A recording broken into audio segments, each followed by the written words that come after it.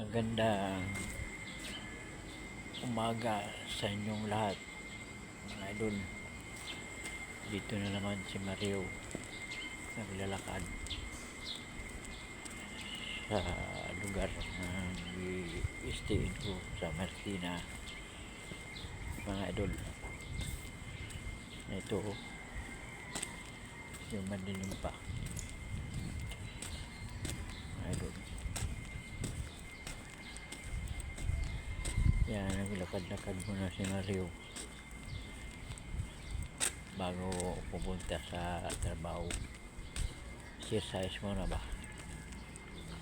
Yan ang ginagawa ni Mario ngayon. Yan, mga idol.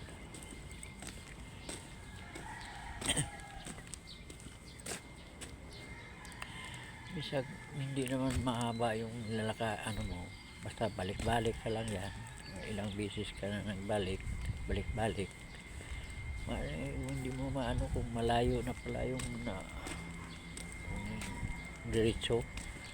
Malayo na pala, hindi mo malaman kung malayo na kung ilang beses ka na balik-balik.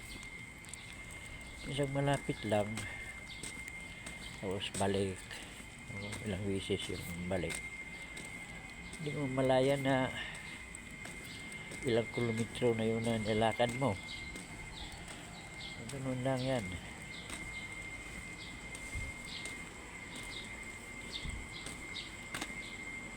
Ganyan lang yan, lakad-lakad.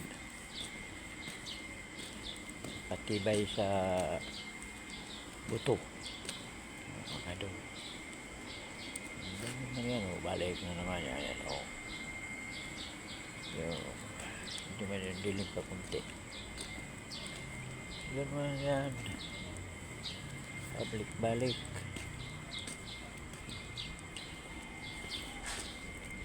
Pag sanayin nyo araw-araw, hindi yung isang araw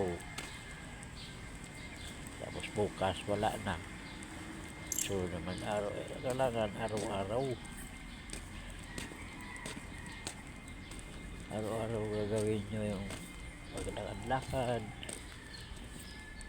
Kasi pag may edad na, sobra na 60, wala, mahirapan na tayo maglakad.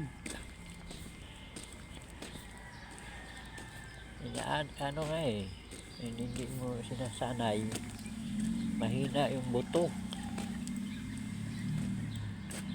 Ganyan, mga idol. Huwag mo na isipin na senior ka na.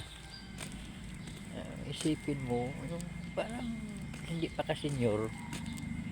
Ganun yun.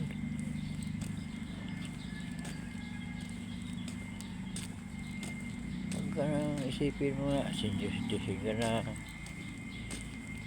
Pero wala pa, edad mo 30, 35 minyan, 40. Ganun lang yun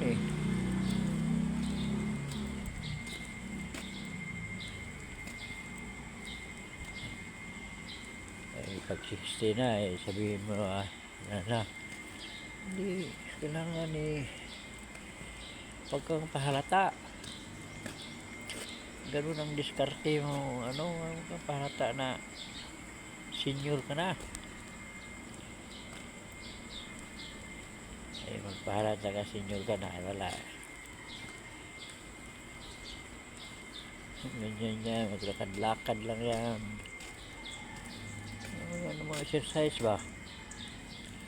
Kung doon pa ko sa amin sa Cavite,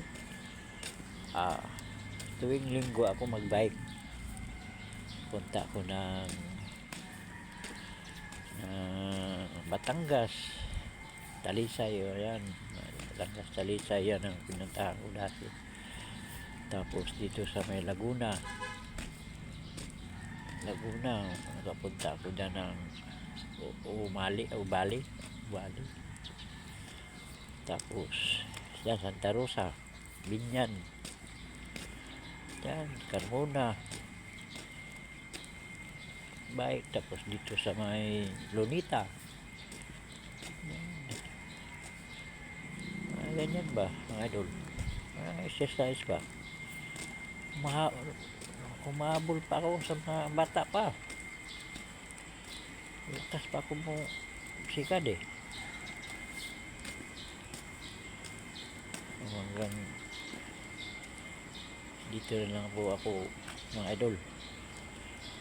Abangan nyo sa sunod kong bye.